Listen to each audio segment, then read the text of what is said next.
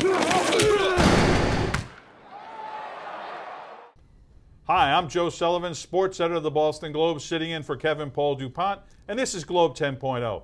With me is Steve Silva of Boston.com. And Steve, you know what I want to talk about today? I want to talk about chemistry. And I'm not talking about the grade you got in the 10th grade. But look, you were down in Fort Myers for a long time, Steve. Sure. And here we have this Red Sox roster for this season. Yep. They brought in the good guys as they really try what we view as, from the outside, a toxic clubhouse they have to clear out. You were down there, yeah. and I'd love to know what you think about the new guys that they brought in for his chemistry.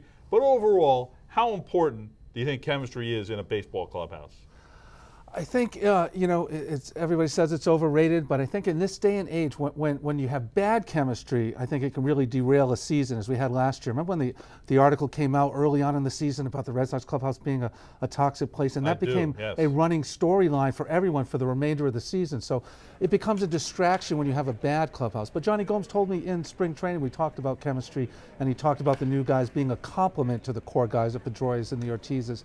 But he also said, hey, remember the Oakland A's of the 70s? Those guys were fighting all the time, you know, and they won several world championships. 3 in a row at one time. And the Yankees used to fight like dogs too, and they were successful. So, you know, which is it? But in terms of the Red Sox clubhouse, I got to say, what a loose, easygoing bunch as a whole it was for the 3 weeks I was down there, compared to the former clubhouse and the uptightness that was around that camp and spring training right from the get-go that carries through the season. I think we know why a lot of the key players that moved on, the Carl Crawfords, the Josh Beckett's, and the Adrian Gonzalez's, were a big part of that and being out of there. And Will Middlebrook said, Tom Caron said this yesterday, Will Middlebrook said he used to hide in the clubhouse last year. He didn't feel comfortable coming out.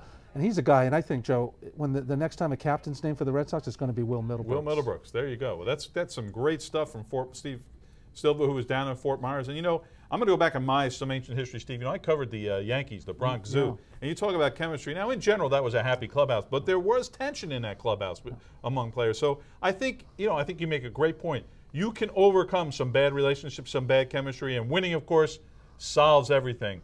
But this Red Sox team, I think we're going to have a good clubhouse this year, right?